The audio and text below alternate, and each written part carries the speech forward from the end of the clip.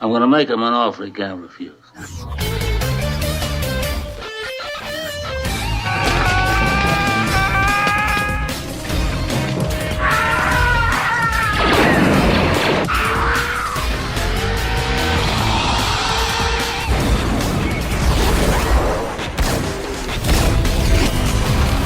more you talk, the harder I want to hit you. I'm happy because of being here today. Fuck you.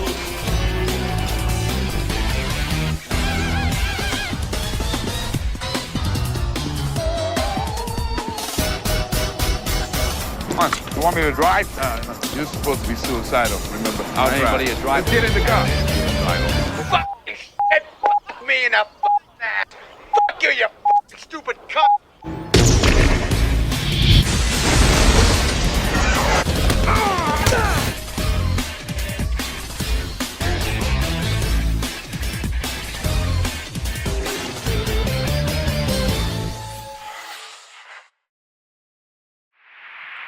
Hey everyone, it's Don G. Corleone here, and I am here with the brand new movie review. We are back in the review series we were currently doing on before week stuff got in the way, as you can tell. But we are now back with what is the true Rocky V, and that is going to be for none other than 2006's Rocky Balboa, which is returning director Sylvester Stallone after Rocky IV. This was his first directional effort in a very long time.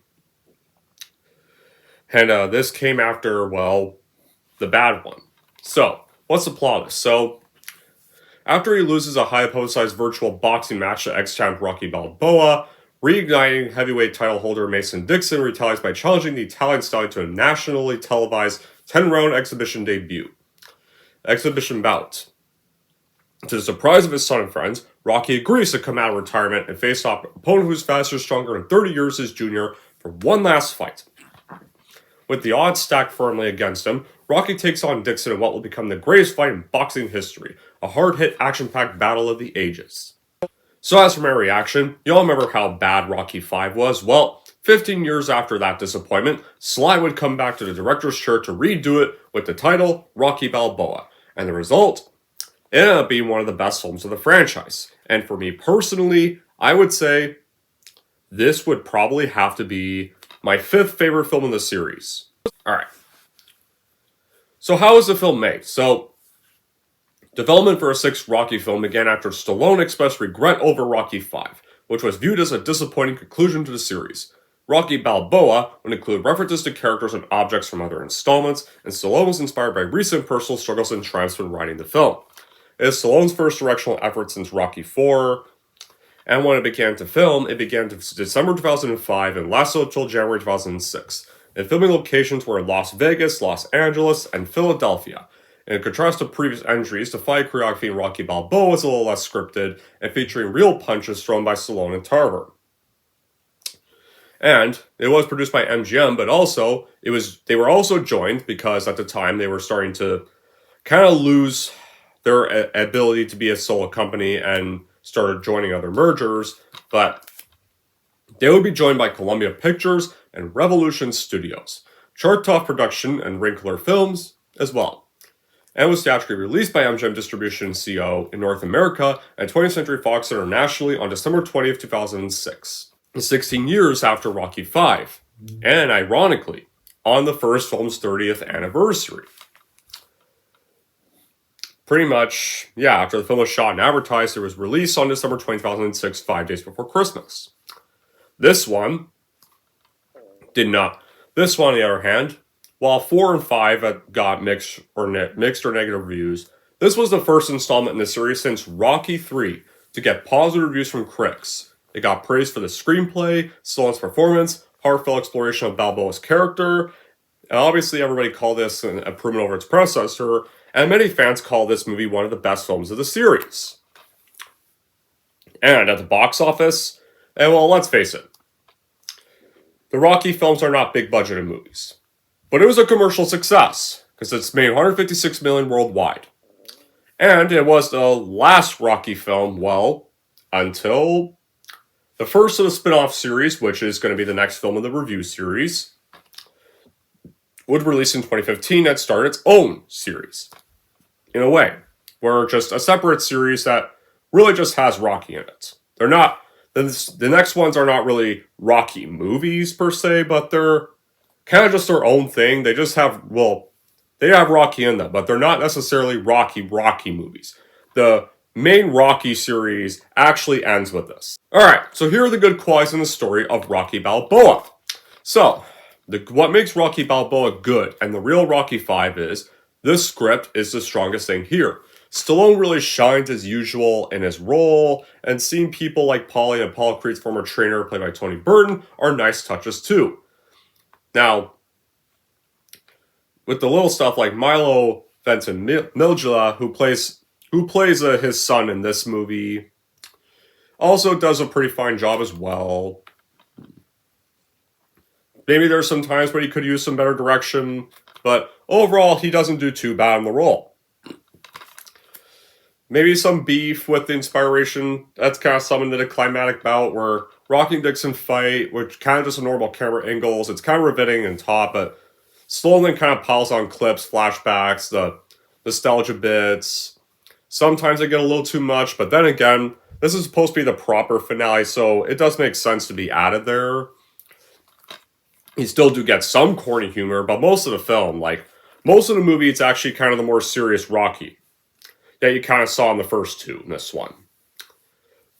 The humor you saw in, like, 3 and 4, it's not as present in this one. Which, also, it makes sense because this is kind of meant to bring the character kind of back to how he started. Because this is meant to explore Rocky's retirement. You know, his life kind of after his prime fighting years. Like, the world he has is kind of gone. It's kind of meant to explore those. It's a true blue Rocky movie. It makes a fine sort of comeback note to a franchise that, you know, according to most people, had its ups and downs over the 70s and 80s. If Life of the Heart, like the craft and the performances, it's really admired as a perfect little final bow to an audience that knows it was the end at the time, and not drag it out even further. Alright, how do we start off the movie? So, this takes place 16 years after his street fight with Tommy Gunn. Well, they don't really mention his fight with Tommy Gunn at all. To be fair, they don't really mention it. So, you know what you can do? They don't mention the events of Rocky 5. So, because this is the real Rocky 5, so you could pretend this is set about 20 years after his fight with Drago. And remember how I said that maybe the first bit of Rocky 5 should have been the end of Rocky 4?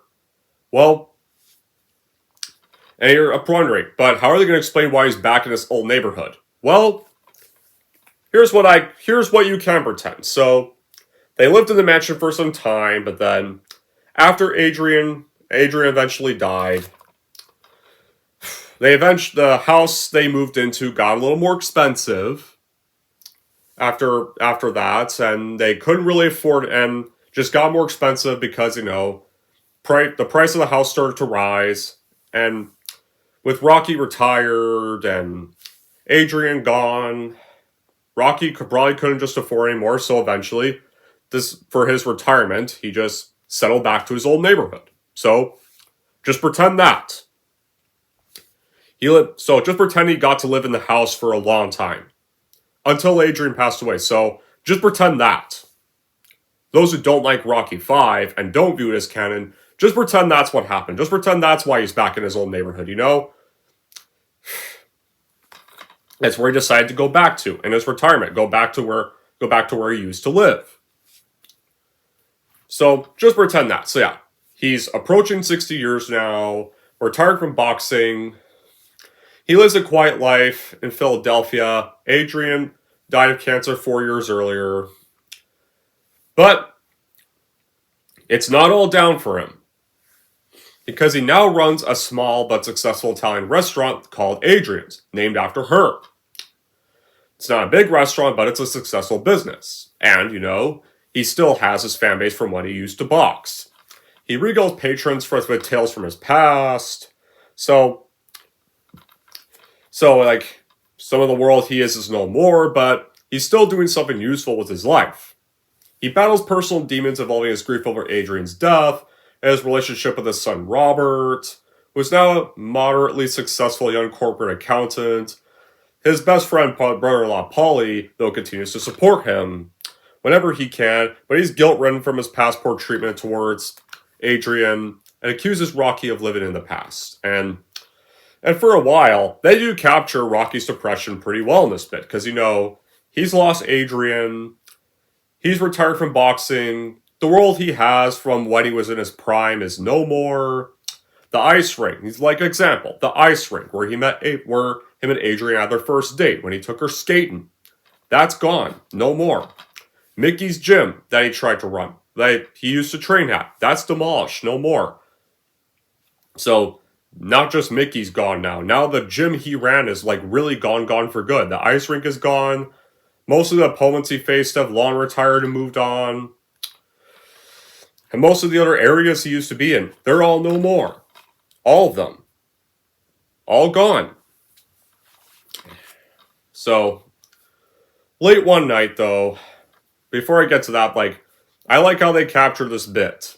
I like they capture Rocky's reasonable depression right here because the world he is no more. He's kind of having to live with that, and he misses Adrian. And seeing the ice rink gone is also kind of sad for him because that's how he kind of first fell in love with Adrian. And that's gone too. Right there, and him and Paulie do have their often little arguments about how Paulie didn't like that area, but it's well handled. I gotta say that. It's very well handled. So, late one night, he meets this woman named Marie, who is also this troublesome young girl that Rocky escorted home 30 years earlier. But she's now a single parent of a teenage son named Stevenson, who she nicknamed Steps, is born out of wedlock, and Rocky's relationship with her does blossom over some weeks, and he meets and bonds with Steps. It provides him with this needed buffer for his anguish, and you also do get bits where he defends her from these really rude customers at her business. At one point when they kind of badmouth her, he pretty much goes up and threatens one of them. Doesn't beat up one of them, just kind of threatens and kind of intimidates them into apologizing. And he returns and then pretty much drives her home, and that's where he meets her stepson. So, this is how the first act kicks off. Stallone here does well in returning to the director chair for the sixth film in the long-running franchise. He does a really great job handling it. Carefully balances the sentimentality with the action. Never let things get too cheesy with this one. It's kind of like they saw some criticisms with 3 and 4. Back then 4 wasn't as well loved. Well, back then. It is now. This was back when it wasn't too well liked by people. So they decided to go back to the tone of the first 2 movies. Kind of to really send this out with a bang. Send Rocky's main story out with a bang. Rocky's fight to really pick up the pieces and keep moving forward is very inspirational, and the kind nature is also very heartwarming he still has. And also the speech to his son is very touching. Where it's not about how hard you get hit, it's about getting back up. I really like that. It's probably one of the best speeches of the franchise. Right there. And the final exhibition match between Balboa and Mason Dixon, and it proves that the star really still had what it takes to be in the ring. And the fight being just as hard-hitting and intense as those against his opponents in parts 1, 2 combined, part 3, part 4. Stallone does strip back all of Rocky's character, kind of takes us back to the grassroots character he created in the first film, but he does for a reason. Rocky's retired, He can't fight anymore. He's trying to live his life in retirement, and the world around him is disappearing slowly at a time. Adrian's disappearing. The areas he once knew are disappearing. His son is kind of having a bit of a rocky relationship with him. And, with his new accountant job. And, you see, his son's job is, not that great. Because his boss doesn't treats him kind of horrible when he first see his son. And when Rocky's going to visit, and the story is creative, and Stallone really digs deep to create this well-rounded character facing many dilemmas in life. And the rest of the cast all do great as well. And I like that you do recall the scenes from the original movie. Rocky goes back to the old neighborhood. He's kind of the underdog again, but not really too much of an unnoticed underdog. Like, he's still in the best shape of anybody in this at his age in 60s. He's not like convincing this viable opponent though. Like, he does will break his hand the first round, but it's still very convenient. So meanwhile, we meet our opponent, Mason Dixon, the Lion Dixon. He reigns as this undefeated yet unpopular heavyweight world champion who is ridiculed for having never fought a true contender.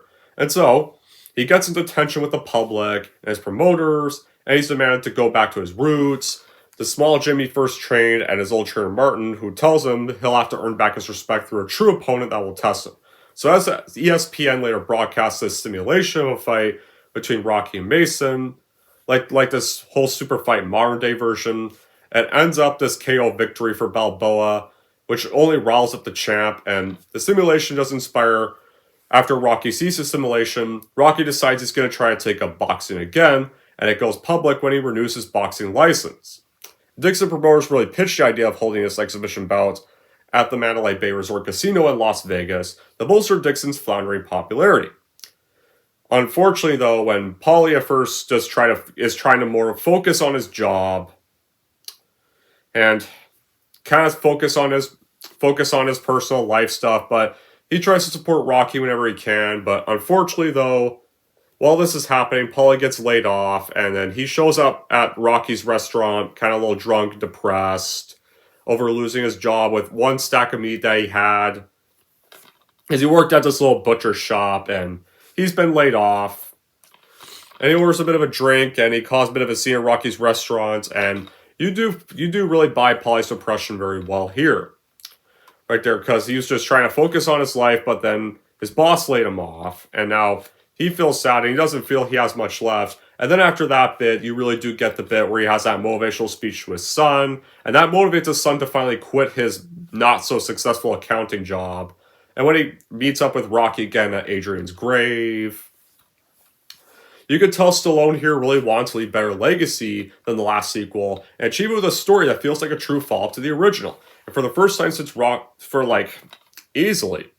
Right here, you give Rocky a relatable character arc, everything he's going through. Stallone and Burt Young really do carry the movie with scenes that are brilliantly acted, and they entertain with moments of small little humor and sympathy for the emotions associated with the absent Adrian. And it gets supported well by Geraldine Hughes.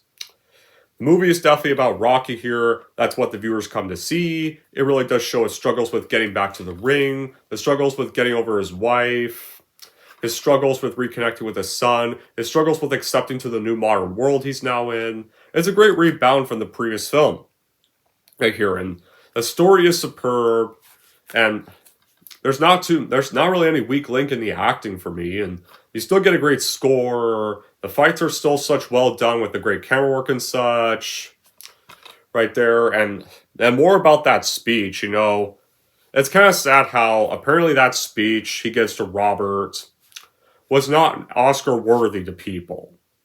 That's the thing. Like, that should have been Oscar worthy. Really, like, seriously. And another thing about 6 entries in franchises. Usually 6 entries in franchises don't get too well received. Well, to be fair, this isn't really a 6th entry. It's a different kind of entry, really. Right here. So this one actually proves that sometimes if you try to make up the right kind of story, if your last one wasn't so well, you can actually kind of succeed with this one here. And they also, our other actress, Talia Shire, really does star with Sly Stallone, the intimidatable Adrian Balboa, or right there with a bit of somewhat-ish twist in a way where she's not really in the movie because, well, she's dead, but her death does play a good, role in the story. And another thing, Mason Dixon, our opponent in the movie, he's not necessarily a villain per se. He's not another Clubber Lane. He's not another Ivan Drago. I like they don't rehash those two again, and they do a bit of a different catch. This guy, is a somewhat successful fighter, but he gets egged by the press, and he kind of is a bit of an outcast fighter himself. So he's kind of really a normal boxing opponent that kind of just wants to prove his hater, that kind of wants to prove himself to his criticizers and prove he can actually win a fight. Like there, that kind of got made with simulation and wants to win a real fight against Rocky to kind of prove prove his critic that heckler's wrong. There, I kind of prove that he's actually worthy he can actually be worthy. So, and he has respect for Rocky too. So he's not like trying to outshine Rocky's glory. He's not trying to rehash old villains. So he's actually just kind of a normal person trying to prove himself. Kind of like what Apollo Creed was in Rocky 2. Right there. And so after a bit of hesitation, both Dixon and Rocky agree that they're going to match. And it creates a media buzz that really goes at Rocky's age and Dixon's credibility. And Robert tries to discourage Rocky from fighting and blaming his personal feelings on his father's shadow. But then Rocky gives him that rousing speech I mentioned. It ain't about how hard you hit. It's about how hard you can get hit and keep moving forward. Blaming others is the coward's showing that blaming others is a coward's way. So Robert quits his job, meets Rocky at Adrian's grave, reconciles, because he wants to be at Rocky's side. Like Rocky Balboa in this movie, he really shows everyone and no one at the same time. The guy that took his one-shot glory that got offered by Apollo Creed in the first film, and then a second film again, made it count. The character really reflects the hopes of those who fall by the wayside and those who got trampled. Many people do relate to the emotional anguish of the character here, and it's the reason why the films were always so successful no matter what happened. Right there. And it shows that 16 years have passed, or 21 years, really, to my canon. Pretty much now having to come out of retirement for one last fight against a new hard-hitting champion. Well, not a rude champion, but actually pretty respectful hard-hitting champion, who at least does mean well. The Rocky Balboa really periods are definitely different, where the first half is sentimental, symbolic, and nostalgic, and well, for all the good reasons, you gotta rebuild Rocky's character here, you gotta see what he's been up to. The second half gets dedicated to fans of the third and fourth movies. The fight full of adrenaline, Stone with cautious and resonant look to the hero's already old condition. The praise for the part is fair, and the conduct that Stallone gives to the story is sensitive, simple, and reverential to the character he created in the 70s. Rocky remains faithful to his own, accompanied by the people that support him during his victorious trajectory, but he does kind of lack something here, a reason. Before the movie came out, obviously, there was a big question if Stallone would still be able to handle bringing the character back in his 60s. Like, for the physical performance, the actor's ability does it well. The drama, the actor also does really do well. Like, this was around the time when Stallone was doing more direct-to-video stuff. The only theatrical film performance he had was Spy Kids 3D, where he played the toy maker, acting like a goofball, right there, and clearly, where a role that you could clearly sound even he looked so bored playing. So, in order to come back, have a proper comeback, he decided to go back and redo Rocky 5, called with Rocky Balboa, and give it a proper send-off, and actually be in the director's chair as well again, and bring the series back to its good roots. Right there, and Rocky's a very easy figure to like still in this movie, like he is in the other movies. And the scenes where he talks to Adrian's grave, appraises his opponent after the climate fight, really illustrates Balboa's good soul. The opponent at the time really does demonstrate Stallone's growth as an artist, right there, for whether he had to fight Ivan Drago 4, or just more of an arrogant fighter like Mr. T or Clubber Lang in the third film. Mason Dixon is actually a good sport, who's just never faced a challenge at his height, or ever really suffered one much. Right there, and really just got criticized for assimilated fights, and now wants to actually fight a real fight against Rocky here. And I like that these two do meet each other outside of the ring, and they actually do support one another. Where Mason Dixon is actually going to try to be soft on him in the fight, and not try to be over crazy on him in the fight, and still respects his character's age. Like, it's not necessarily a fight film per se, like the first two films. It's kind of about the characters in this one, how they all interact. That's what's important. in this one to go back and wrap it up beautifully well. And like the first one, the outcome of the fight gets really to the background, and we see the characters interacting with each other, and it works because you really do find a strength in Rocky in this movie, and the crisp writing that really does happen well. So now we get on with the whole finale or final act, and let me say this, I absolutely love this final act, and this is probably another one of my favorite training montages of the movie, where Rocky sets straight to training with Apollo Creed's old trainer, Duke Evers. And I really do like we see the first film's theme in this one, where he's either training, he's running with his dog, and it's snowing out, and he runs up the stairs with the snow getting even hard, and it's snowing even more.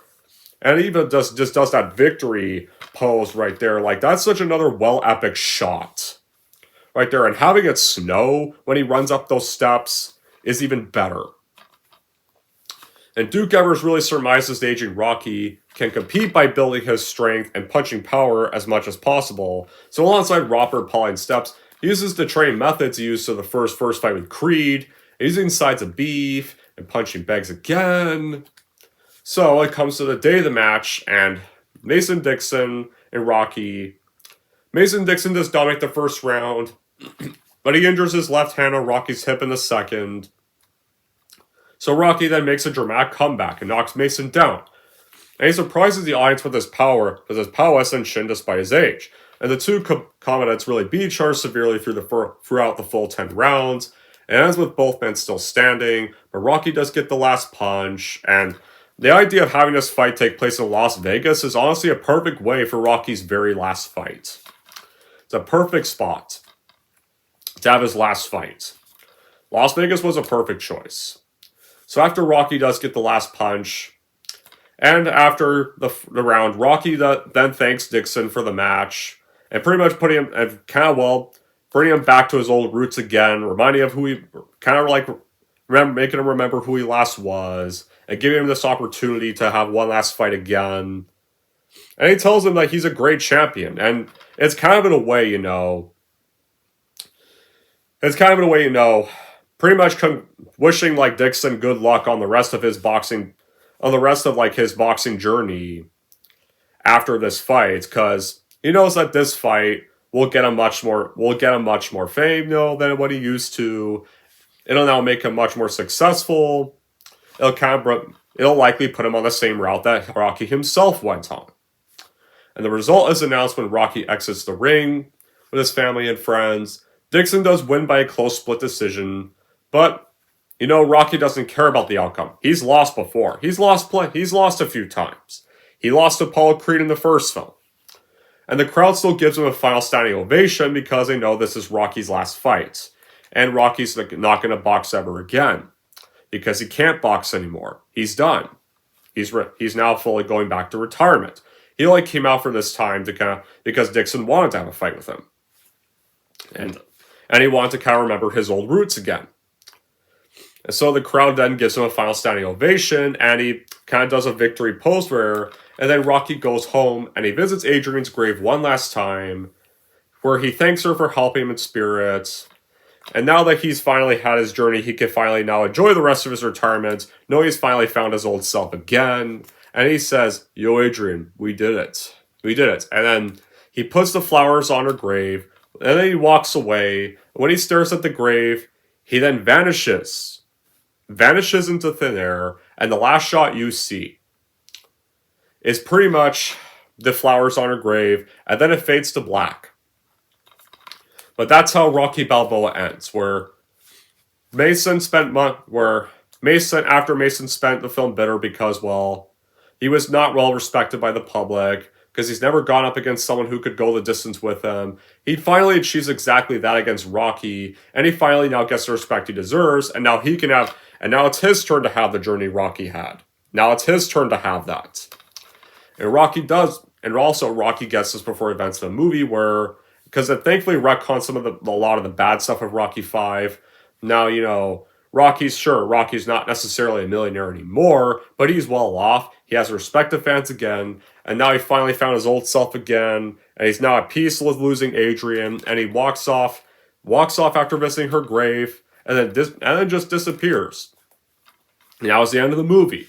And the last bit you see is a montage of actually real people running up the Rocky steps themselves, inspired by the movies, where, yeah, this was kind of supposed to be the last one, so that's why they probably did it, but since this is technically the real Rocky 5, I wish instead we actually had the shots of the scenes from the other movies instead over the credits. Right there. I wish there was a fan-made version of this credits where we actually had clips of the other movies playing. Because to me, this is the real 5, so why not just put it in this movie? But that is the end of the main Rocky series. It was a good way for the main Rocky series to go out. Yeah, we did get spin-offs we did get some Passing the Torch spin-offs that are going to be reviewed next, but as far as I'm concerned, though, this is the main ending to the main Rocky story of Rocky himself.